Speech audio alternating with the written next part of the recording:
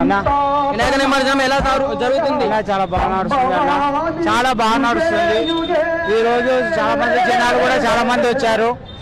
అనుకున్న దానికన్నా కూడా చాలా బాగా నిమజ్జనం కార్యక్రమాలు చేస్తున్నాం.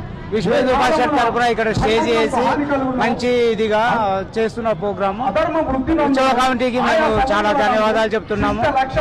చాలా బాగా ప్రోగ్రాం కూడా బడ్జెట్ చేశారు. ఏర్పాట్లు కూడా పోలీస్ శాఖ కూడా చాలా మంచిగా ట్రాఫిక్ ను ఒక సైడ్ నుంచి డైవర్ట్ చేసి ప్రేక్షకులకు ఎవరికి ఇబ్బంది కాకుండా బాగు చేస్తున్నారు.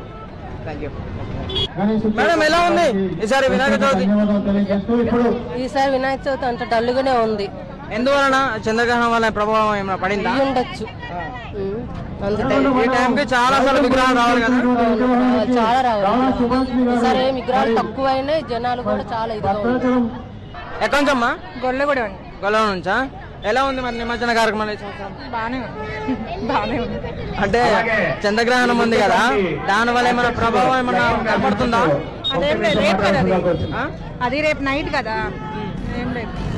నిన్ననే వెళ్ళిపోయినాయి కదా విగ్రహాలన్నీ, ఇప్పుడు మామూలుగా లైట్గా వస్తున్నాయి విగ్రహాలు, దానికి ఏమన్నా? ఏం లేదమ్మా, అంత సందడి అనిపిస్తలేదా మీకు?